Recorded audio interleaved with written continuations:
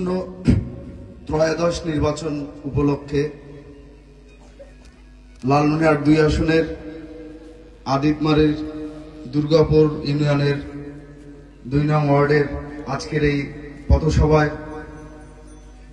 প্রধান অতিথি হিসেবে উপস্থিত আছেন অত্র এলাকার মা মাটি ও মানুষের নেতা, যিনি সদ্য প্রয়াত দেশনেত্রী বেগম খালেদা জিয়ার আস্থাভাজন এবং আমাদের হৃদয়ের স্পন্দন, যাকে ঘিরে আমরা স্বপ্ন দেখছি বাংলাদেশকে একটি বিশ্বের দরবারে আধুনিক সাম্যের এবং ন্যায়ের বাংলাদেশ হিসাবে পুনঃপ্রতিষ্ঠিত করব বলে আমাদের হৃদয়ের স্পন্দন দেশ নায়ক জনাব তারেক রহমানের আস্থাভাজন লালমনিরহাট ২ আসনের ধানের শীষের পদপ্রার্থী রকনউদ্দিন বাবুল ভাই সহ উপস্থিত স্থানীয় বিএনপির বিভিন্ন পর্যায়ের নেতৃবৃন্দ এবং আমার সামনে উপস্থিত এদেশের মালিকগণ, যাদের একটি করে ভোট আগামীতে বাংলাদেশকে বিশ্বের দরবারে একটি আধুনিক সাম্যের ন্যায়ের বাংলাদেশ হিসাবে গড়ে তুলবে।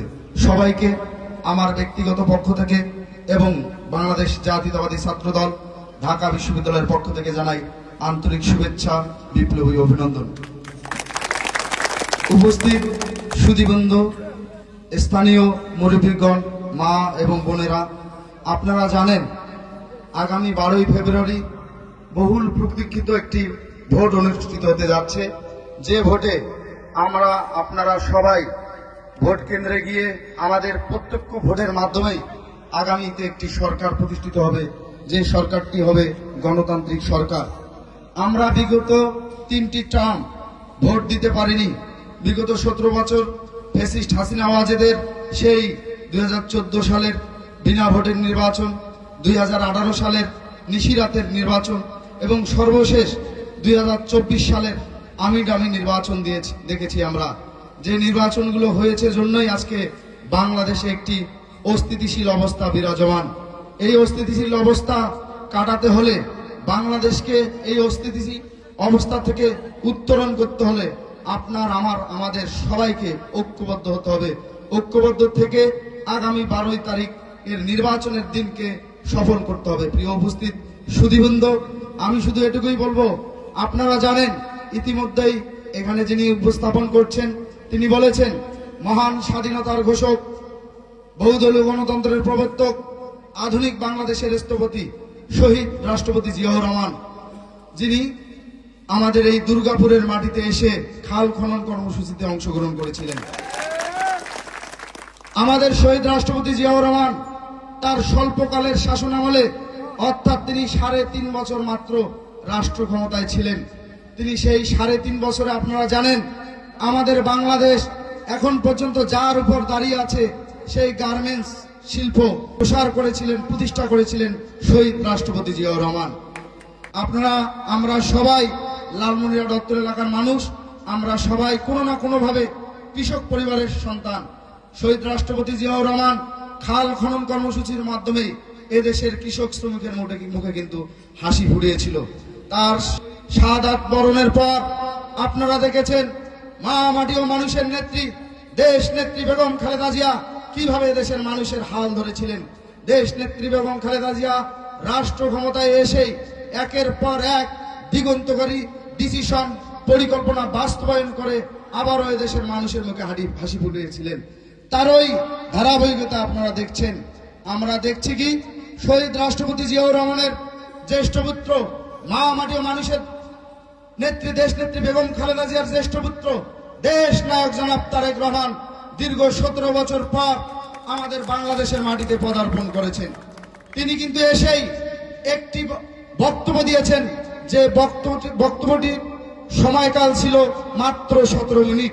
সেই 17 মিনিটের বক্তব্যে তিনি একটি বাক্য উচ্চারণ করেছিলেন। সেই বাক্যটি কি? সেই বাক্যটি ছিল আই হ্যাভ এ প্ল্যান, অর্থাৎ তার একটি পরিকল্পনা আছে। সেই পরিকল্পনা কি? সেই পরিকল্পনাটি হলো 31 দফা কর্মসূচি।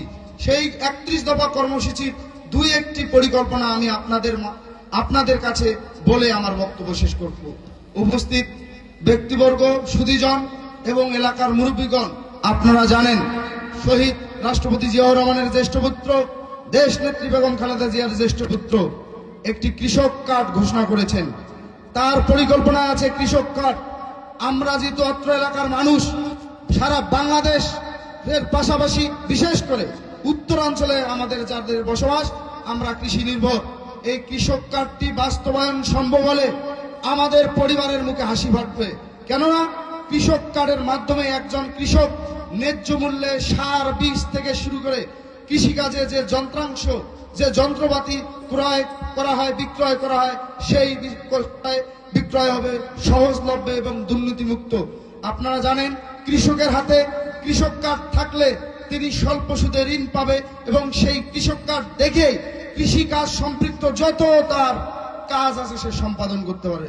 আমি বিশ্বাস করি আপনারা দেশনায়ক জনাব তারেক রহমানের হাতকে শক্তিশালী করতে হলে অবশ্যই অত্র এলাকায় তিনি যাকে মনোনয়ন দিয়েছেন রোকন উদ্দিন বাবুল মহোদয়কে আপনাদের ধানের শীষে ভোট দিতে হবে।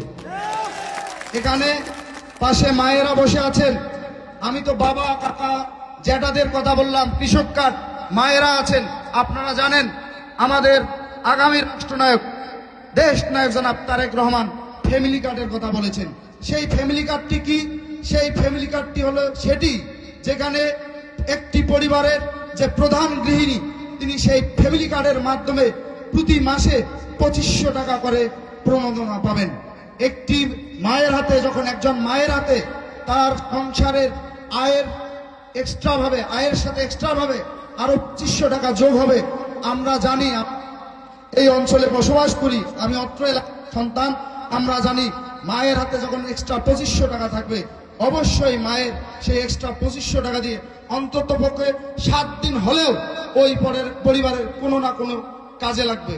আপনারা জানেন, একজন মায়ের হাতে যখন এক্সট্রা টাকা থাকে, সেই মা কি করেন?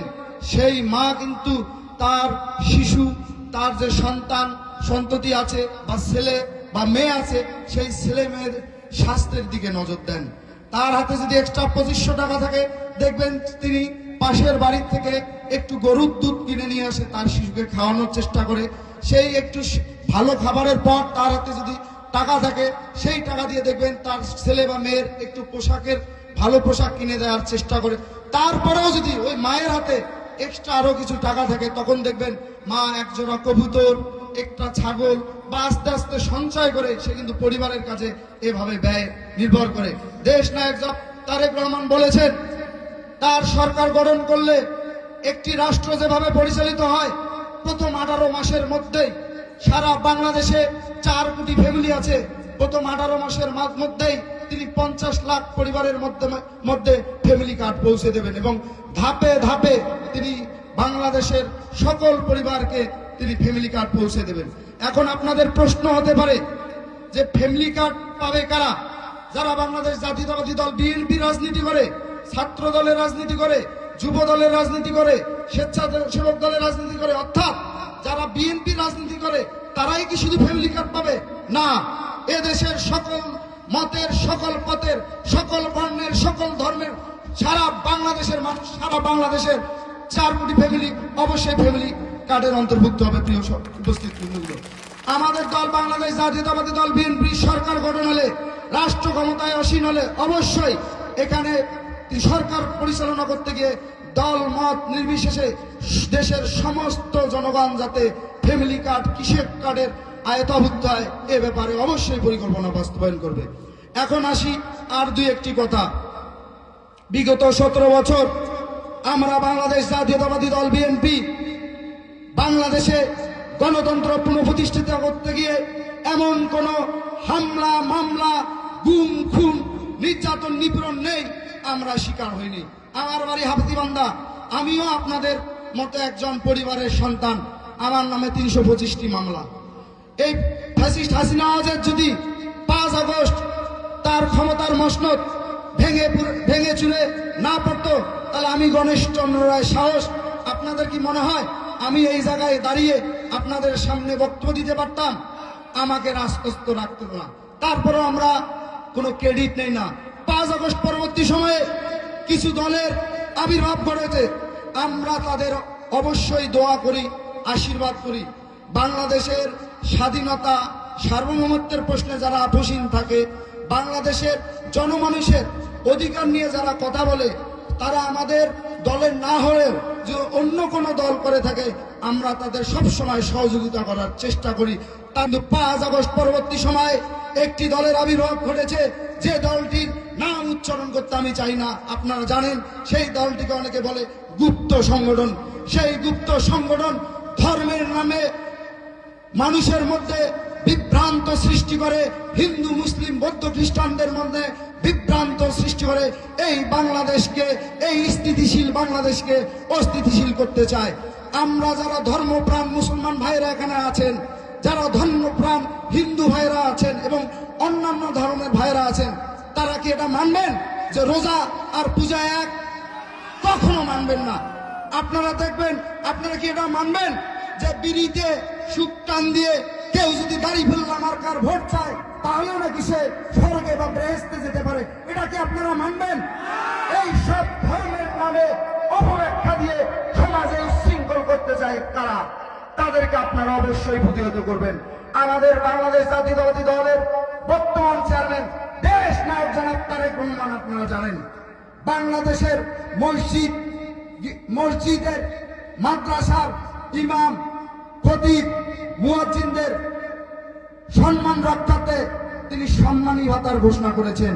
যেহেতু বাংলাদেশের মসজিদ মাদ্রাসার ইমাম খতিব মুয়াজ্জিনরা যারা মুসলমান সম্প্রদায়ের আছেন তাদের পরিচালিত করে, এমনকি রকনউদ্দিন বাবুল ভাইয়ের মতো যারা রাজনীতিবিদরা আছেন, তিনিও কোনো না কোনো ভাবে কোনো মসজিদে নামাজ পড়েন, কোনো মসজিদের ইমামের কাছে তিনি ধর্মীয় ব্যাখ্যা শোনেন এবং ধর্মীয় ভাবে তিনি তার পারিবারিক বা সামাজিক আচার অনুষ্ঠান পালন করেন। সেই মসজিদের ইমাম খতিব এবং মুয়াজ্জিনদের সম্মান রক্ষাতে দেশ নায়ক জনাব তারেক রহমানের 31 দফা কর্মসূচিতে কিন্তু পরিকল্পনা ঘোষণা করা হয়েছে। একই সাথে যারা অন্যান্য ধর্মের পণ্ডিতগণ আছেন, মসজিদ মাদ্রাসার ইমামরা যেভাবে সম্মানী পাবেন, অপর অপর ধর্মের পণ্ডিতগণও কিন্তু একইভাবে সম্মানিত পাবেন।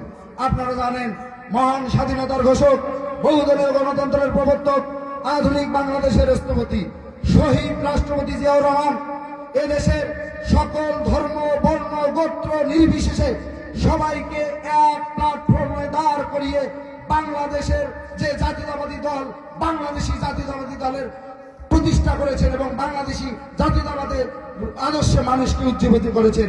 এদেশের সকল ধর্মের বর্ণের মানুষ যার যার ধর্ম তার তার ধর্মীয় প্রতিষ্ঠানে পালন করবে এবং যার যার কর্মস্থলে তার কর্মস্থলে কর্ম করে সম্পাদন করে দেশকে সামনের দিকে এগিয়ে নিয়ে যাবে। আমাদের দেশ আবহমান কাল ধরে হিন্দু মুসলিম বৌদ্ধ খ্রিস্টান আমরা সবাই মিলেমিশে থাকি। আমরা কোনো ধর্মীয় অপব্যাখ্যাকারীদের দ্বারা যাতে কোনোভাবে বিভ্রান্ত হতে না যায়, আমরা বিশ্বাস করতে চাই আগামীতে দেশ নায়ক জনাব তারেক রহমানের সরকার গঠিত হলে বাংলাদেশ বিশ্বের দরবারে একটি আধুনিক সাম্যের বাংলাদেশ হিসেবে প্রতিষ্ঠিত হবে। এখন আমি রকনউদ্দিন বাবুল ভাইয়ের কাছে আমি অত্র এলাকার পক্ষ থেকে কিছু দাবি দেওয়া পূরণ করছি। যেহেতু আমি বলবো এই এলাকায় প্রচুর ফসলাদি চাষ হয়, তামাক চাষ হয়। আপনারা জানেন তামাক, আমি যতটুকু জানি আমার পরিবারও তামাকের চাষ করে, যাতে সুষ্ঠুভাবে একজন কৃষক তার তামাকের ন্যায্য মূল্য পায়। এ ব্যাপারে অবশ্যই রকনউদ্দিন বাবুল ভাই অবশ্যই দায়িত্ব গ্রহণ করবেন। একই সাথে আমি একটু আগে একটি সমাবেশে বলে এসেছি, আমরা জানি আমরা যারা ঢাকা শহরে থাকি, বিভিন্ন সময় গার্মেন্টসে যারা কাজ করে, যারা ঢাকা শহরে রিক্সা চালায় এবং যারা কলকারখানায় কাজ করে এবং বিশেষ করে আমাদের অঞ্চলের মানুষ কিন্তু বিল্ডিং তৈরির কাজ করে, এমন কোনো মাস নেই, এমন কোনো সপ্তাহ নেই আমাদের কাছে ফোন আসে না। আমাদের অত্র এলাকার মানুষ গার্মেন্টসে বেশি কাজ করে। আমি রকনউদ্দিন বাবুল ভাইকে একটি প্রস্তাবনা দিয়ে যাই, আপনি অবশ্যই একটি কল্যাণ ট্রাস্ট গঠন করবেন। আমাদের অঞ্চলের মানুষ যারা ঢাকা শহরে কাজ করতে যায় তারা যাতে নিরাপদে নির্বিঘ্নে তার কর্মস্থলে কর্ম করে তার এলাকার তার পরিবারের মুখ উজ্জ্বল করতে পারে, মুখ খুশি রাখতে পারে। আমি আর একটি কথা বলে দিতে চাই, শুধু বক্তব্য দিলেই হবে না, আমরা পিছিয়ে আছি দক্ষিণ অঞ্চলের মানুষের কাছ থেকে। কেন জানেন? আমাদের এলাকার মানুষ যদি বিদেশমুখী না হয়, বিদেশে চাকরি বাকরিতে না যায়, তাহলে আপনি যাই করেন না কেন যত পরিকল্পনা করেন না কেন আমাদের মানুষের মুখের হাসি ফুটবে না। আমি রুকনউদ্দিন বাবুল ভাইকে অবশ্যই রিকোয়েস্ট করব, আপনি জনগণের ভোটে আপনি নির্বাচিত হলে আমাদের এলাকা থেকে আপনি বিদেশে লোক পাঠানোর ব্যবস্থা করবেন। এই আশাবাদ ব্যক্ত করে আবারও সবাইকে ধন্যবাদ ও কৃতজ্ঞতা জানিয়ে আপনারা অত্যন্ত সুশৃঙ্খল ভাবে আমার মতো একজন ক্ষুদ্র কর্মীর বক্তব্য শুনেছেন, এই জন্য কৃতজ্ঞতা প্রকাশ করছি। একই সাথে রুকনউদ্দিন বাবুল ভাইয়ের জন্য আশীর্বাদ করবেন। আমি যেহেতু আপনাদের এলাকার সন্তান, আমি ঢাকা বিশ্ববিদ্যালয়ের ছাত্র দলের সভাপতি, আপনারা সবাই মন খুলে আমার জন্য দোয়া করবেন। শহীদ রাষ্ট্রপতি জিয়াউর রহমান অমরক, মা মাটির মানুষের নেত্রী, দেশ নেত্রী বেগম খালেদা জিয়া কিছুদিন আগে পরলোক গমন করেছেন, আপনারা সবাই তার আত্মার মাগফিরাত কামনা করবেন। আমাদের দেশ নায়ক জনাব তারেক রহমান, যিনি বাংলাদেশকে এগিয়ে নেওয়ার স্বপ্ন দেখছেন, তাকে আপনারা মন খুলে দেওয়া করবেন।